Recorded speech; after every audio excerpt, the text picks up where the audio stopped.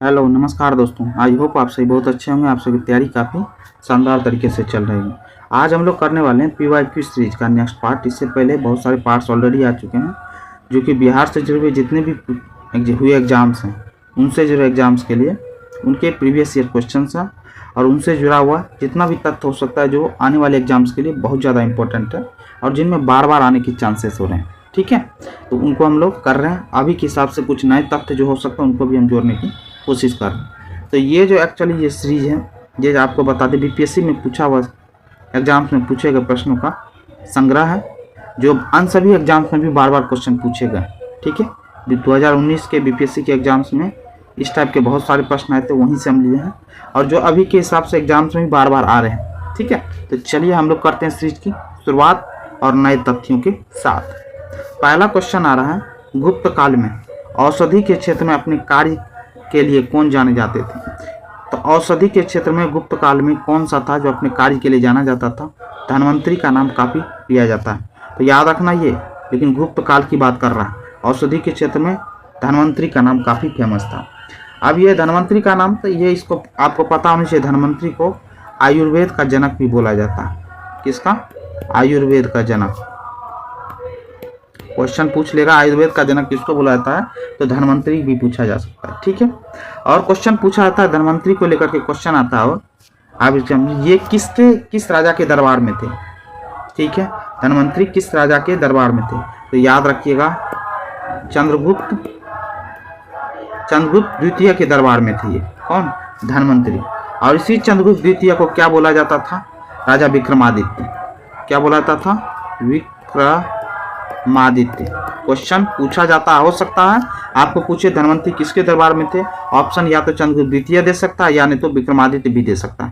तो आपको दोनों का नाम जरूर याद रखना। एक ही का नाम है चंद्रगुप्त द्वितीय, का नाम ही विक्रमादित्य। और ये कहाँ के राजा थे? उज्जैन के। कहाँ के? उज्जैन के। एक्चुअली में चंद्रगुप्त द्वितीय के दरबार में नवरत्न रहते थे, 9 रत्न रहते थे। ठीक है, नवरत्न एक, उनमें से एक नवरत्न थे कौन? धन्वंतरी। ये चीज आपको पता होना चाहिए। चलिए नेक्स्ट क्वेश्चन देखते हैं। प्राचीन भारत की कौन सी लिपि दाहिने से बाएं ओर, याद रखना दाहिने से बाएं ओर लिखी जाती थी? और होगा दाहिने से बाएं ओर लिखी जाती थी कौन सी? खरोष्टी भाषा। प्राचीनतम भारत की बोल रहा है, दाहिने से बाएं ओर, तो खरोष्टी भाषा। एक आप सिंधु लिपि का भी याद रखिए। सिंधु लिपि कैसे कैसे लिखा जाता था? ये भी दाएं से बाएं लिखी जाती थी। कौन सी? खरोष्टी लिपि, सॉरी सिंधु लिपि। ठीक है, एक क्वेश्चन है ब्राह्मी लिपि। ब्राह्मी लिपि कैसे लिखी जाती थी? ये बाएं से दाएं लिखी जाती थी। ठीक है, याद रखना सिंधु लिपि जो है ना दाएं से बाएं और ब्राह्मी लिपि बाएं से दाएं लिखा जाता था। ठीक है, एक दूसरे के अपोजिट। ये क्वेश्चन बार बार पूछे गए हैं तो आपको याद रखना खरोष्टी लिपि और सिंधु लिपि दाएं से बाएं लिखी जाती थी, जबकि ब्राह्मी लिपि बाएं से दाएं लिखी जाती थी। ठीक है, चलिए नेक्स्ट देखते हैं। कौन सा बंदरगाह गुप्त काल में उत्तर भारतीय व्यापार के लिए उपयोग किया जाता था? तो ताम्रलिप्ति बंदरगाह। कौन सा? ताम्रलिप्ति बंदरगाह। नेक्स्ट क्वेश्चन, दिल्ली के किस सुल्तान ने सबसे ज्यादा नहरें का निर्माण किया? सबसे ज्यादा नहरों का निर्माण जो किया था तो किसने किया था? फिरोज शाह तुगलक ने। ठीक है, तुगलक वंश से था, दिल्ली सल्तनत से जुड़ा हुआ था। ठीक है, तो ये याद रखना। और देखिए फिरोज शाह तुगलक से जुड़ा हुआ आप लोग अद्धा और मिस्र याद रखिएगा। ये अद्धा और मिस्र ये क्या था? ये सिक्का था, ये इन्होंने चलवाया था। किसने? फिरोज शाह तुगलक ने। क्वेश्चन पूछता है एक और सिक्का था, संसगानी सिक्का इन्होंने चलवाया था। क्वेश्चन बहुत बार पूछा था, अद्धा और मिस्र सिक्का किसने चलवाया था? तो फिरोज शाह तुगलक। और संसगानी सिक्का भी फिरोज शाह तुगलक ने चलवाया था। अब फिरोज शाह तुगलक को लेकर के एक और बात याद रखें, बहुत सारे शहर बसाए थे इन्होंने। कौन? फिरोज शाह तुगलक ने, जिनमें बहुत ज्यादा फेमस है हिसार का, हरियाणा का हिसार इन्होंने ही बसाया था। फिरोजाबाद नाम याद रखना है, फिरोजाबाद। क्वेश्चन पूछ सकता है कि ये शहर किसने बसाया था? हिसार, फिरोजाबाद, फतेहाबाद। कौन सा? फतेहाबाद। और एक और नाम याद रखिए, जौनपुर। ये तो बहुत बार पूछा जा चुका है एग्जाम में। जौनपुर शहर को किसने बसाया था? तो फिरोज शाह तुगलक ने। चलिए नेक्स्ट क्वेश्चन देखते हैं। बंगाल की खाड़ी में समुद्री डकैती हेतु हुगली का उपयोग कौन करता था? तो हुगली नदी है, ठीक है, जो कि बंगाल की खाड़ी में गिरती है। तो हुगली नदी का उपयोग समुद्री डकैती के लिए कौन करता था? तो पुर्तगाली करते थे, ठीक है। चलिए, अफगानिस्तान के प्रति आक्रामक नीति किस वायसराय ने अपनाई थी? तो कौन सी वायसराय ने? लॉर्ड लिप्टन ने अफगानिस्तान के प्रति आक्रामक नीति अपनाई थी, ठीक है। नेक्स्ट क्वेश्चन है देशेर कथा क्या है? देशेर कथा पुस्तक किसने लिखी थी? देशेर कथा पुस्तक लिखी थी सखाराम गणेश दिवसकर ने। किसने? सखाराम गणेश दिवसकर ने। चलिए नेक्स्ट क्वेश्चन है बिहार में सर्चलाइट समाचार पत्र के संपादक कौन थे? ये देखिए संपादक नहीं होगा, संस्थापक होगा। संस्थापक कौन थे? मुरली मोहन प्रसाद थे, याद रखिएगा। लेकिन यदि संपादक पूछे तो संपादक में नाम याद रखिएगा सैयद हैदर हुसैन। सैयद हैदर हुसैन ये संपादक थे। संस्थापक थे कौन? मुरली मोहन प्रसाद। ये आपको थोड़ा सा याद रखना है सही करके, ठीक है। इसमें एक नाम सैयद हैदर हुसैन के साथ साथ दूसरा संपादक का भी नाम था जो क्वेश्चन में कभी पूछ देता है, महेश्वर प्रसाद। कौन थे? महेश्वर प्रसाद, ठीक है। इन दोनों का नाम याद रखिएगा संपादक के तौर पर, संस्थापक के तौर पर याद रखिएगा मुरली मोहन प्रसाद को, ठीक है। चलिए नेक्स्ट। और एक और बात, सर्चलाइट की स्थापना जो किया गया था, ठीक है, ये कब किया गया था? 1918 ईस्वी में, ठीक है। चलिए नेक्स्ट क्वेश्चन।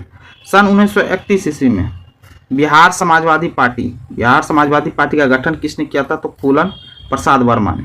किसने? फूलन प्रसाद वर्मा ने किया था 1931 ईस्वी में। इसके साथ साथ तो कौन थे? जयप्रकाश नारायण, इसको जेपी के नाम से अपने लोग जानते हैं।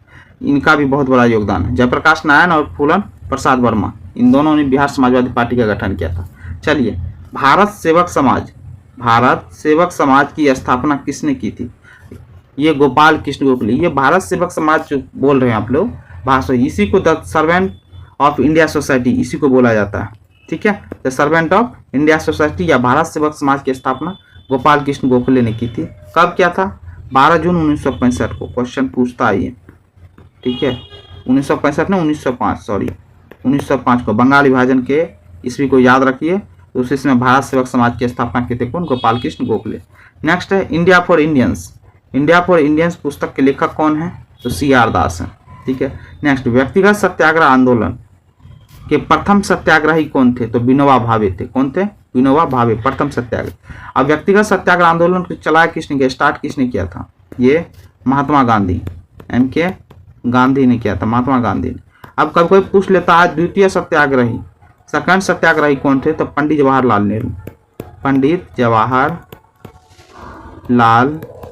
नेहरू, ठीक है। ये भी क्वेश्चन पूछा जाता है तो जरूर याद है।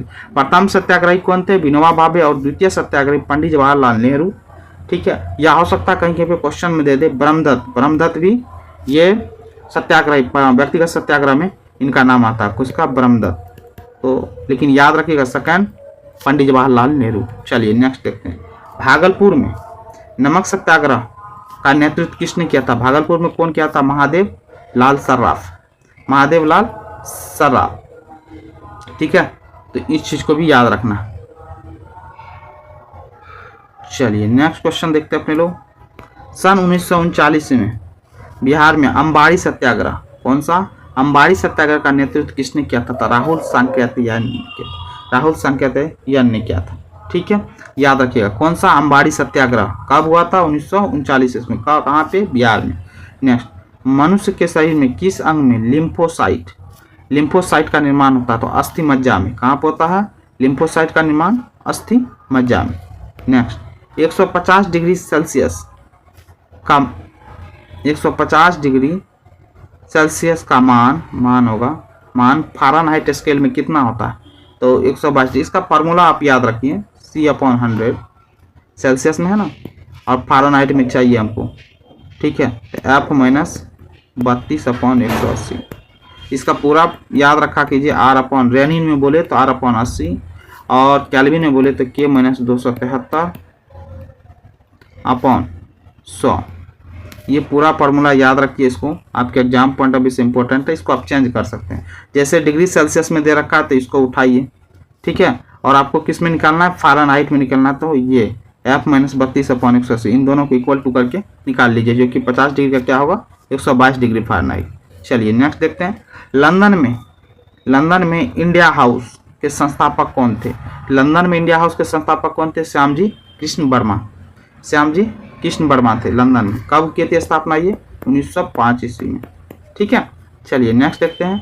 डच ईस्ट इंडिया कंपनी ने किस वर्ष अपनी फैक्ट्री पटना, बोले तो पटना बिहार में स्थापित किया था? कब? 1632 ईस्वी में, ठीक है। अब इनसे जुड़ा हुआ, डच ईस्ट इंडिया कंपनी से जुड़ा हुआ, ये पूछ लेता है कब भारत में पहली फैक्ट्री कब खोली थी?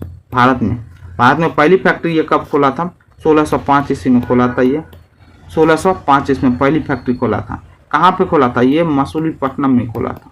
मसूलीपट्टनम में खोला था। यह है कहाँ? मसूलीपट्टनम, आंध्रा में, ठीक है। चलिए नेक्स्ट क्वेश्चन। साराबंदी आंदोलन, क्या बोल रहा है?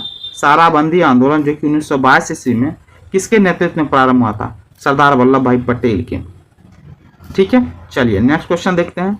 भारत के विभाजन के समय भारतीय राष्ट्रीय कांग्रेस, बोले तो आईएनसी का अध्यक्ष कौन था? कौन सा बोला? भारत के विभाजन के समय तो कौन थे? जेबी कृपलानी थे, जेबी कृपलानी।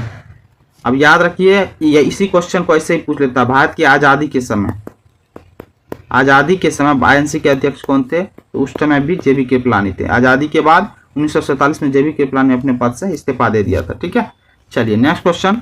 असहयोग आंदोलन के दौरान बिहार के कृषकों का नेतृत्व किसने किया था? सबसे पहली बात तो असहयोग आंदोलन हुआ कब से कब था? 1920 से 22 के बीच में चला था, ठीक है। उसमें बिहार के कृषकों का नेतृत्व किया था स्वामी विद्यानंद। नेक्स्ट है, कौन सा देश भौगोलिक दृष्टि से सीमा रहित सबसे बड़ा देश है? सीमा रहित पूछ रहा है, सबसे बड़ा देश कौन सा है? तो जापान है। सीमा रहित सबसे बड़ा देश कौन सा है? तो जापान है। अब जापान के बारे में एक बात आपको जरूर पता होनी चाहिए, एग्जाम से बहुत बार पूछा गया क्वेश्चन है, ठीक है, कि जापान की जो राजधानी है टोक्यो, क्योंकि आपको पता है जापान बहुत सारे द्वीपों से बना हुआ देश है, तो द्वीपों का देश है, तो जापान की राजधानी टोक्यो जो है किस द्वीप पे है? तो होन्शो द्वीप पे है। क्वेश्चन बहुत बार पूछा गया है, होन्शो द्वीप पे है। होन्शो द्वीप, आप होन्शो द्वीप पे है। रुकिए एक मिनट, लिख देते हैं अच्छे से। होन्शो द्वीप पे जापान की सबसे बड़ा द्वीप है। ये कौन सा? होन्शो द्वीप, जिसपे इसकी राजधानी टोक्यो है, ठीक है। एग्जाम से बहुत बार पूछा हुआ, इसीलिए आपको बता दिए। नेक्स्ट, सर्वाधिक उत्तरी दक्षिणी अक्षांश लंबाई वाला सीमा वाला देश कौन सा? तो उत्तरी दक्षिणी, ये चिली देश है। चिली, एक्चुअली में चिली ऐसे लिखा जाता है, चिली देश है। यह है कहाँ की? साउथ अमेरिका का देश है। साउथ अमेरिका का देश है चिली, ठीक है, याद रखना है। चलिए नेक्स्ट देखते हैं। कौन सा देश विश्व का सबसे अधिक केसर उत्पादन करने वाला देश है? तो कौन सा? ईरान सबसे ज्यादा केसर उत्पादन करता है विश्व में। भारत में केसर सबसे ज्यादा कहाँ उत्पादन करता है? तो जम्मू एंड कश्मीर में, ठीक है। चलिए नेक्स्ट देखते हैं। कौन सा देश विश्व का सबसे अधिक यूरेनियम उत्पादन करने वाला देश है? तो यूरेनियम उत्पादन करने वाला देश है कौन सा? कजाकिस्तान। और कजाकिस्तान याद रखिएगा सेंट्रल एशियन कंट्री है, ठीक है। सेंट्रल एशिया, मध्य एशिया का देश है ये। कौन सा? मध्य एशिया का सबसे बड़ा देश है। सबसे बड़ा देश है कौन सा? कजाकिस्तान। और मध्य एशिया में कौन 5 देश आते हैं, ठीक है, ये बात जरूर याद रखिएगा। कौन सा? एक तो कजाकिस्तान का नाम आप जान गए, दूसरा कौन सा है? किर्गिस्तान, जिसमें स्थान लग जाए, ठीक है, किर्गिस्तान। फिर उसका ताजिकिस्तान, किर्गिस्तान, ताजिकिस्तान, तुर्कमिस्तान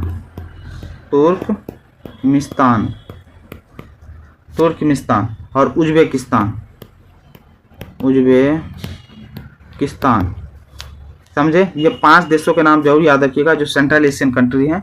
उसमें सबसे बड़ा देश कौन सा है? कजाकिस्तान, जहाँ पे यूरेनियम का उत्पादन विश्व में सबसे ज्यादा होता है। चलिए नेक्स्ट देखते हैं। कन्याकुमारी से सटी पहाड़ी कौन सी है? तो कार्डेमम की पहाड़ियाँ। यहाँ पे इलायची की खेती होती है, इलायची का सबसे ज्यादा खेती होता है, ठीक है, तो याद रखना। नेक्स्ट है, भारत के किस राज्य का सर्वाधिक क्षेत्र घनी पतझड़ वाले जंगल से घिरा हुआ है। सबसे ज्यादा घनी पतझड़ वाला जंगल कहाँ पे है? तो मध्य प्रदेश में सबसे ज्यादा। ठीक है, चलिए नेक्स्ट देखते हैं। बिहार राज्य में गंगा के किनारे स्थित जिलों की संख्या कितनी है? तो 12 जिले हैं। इन 12 जिलों का नाम आपको जरूर पता होना चाहिए। ठीक है, बक्सर का आप नाम सुने होंगे, भोजपुर का नाम सुने होंगे, सारण का नाम सुने होंगे, पटना तो है ही गंगा नदी किनारे में, ये पता ही होगा। वैशाली का नाम सुने होंगे, वैशाली, समस्तीपुर का नाम सुनेंगे, बेगूसराय, मुंगेर का, खगड़िया ये भी गंगा नदी किनारे है, कटिहार, भागलपुर और एक है लखीसराय। ये 12 जिले हैं।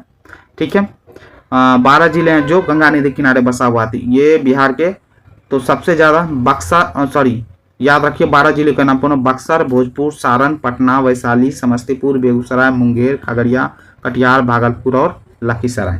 ठीक है, ये 12 जिलों के नाम आपके जुबान पे होना चाहिए, एग्जाम्स में बहुत बार पूछे गए हैं।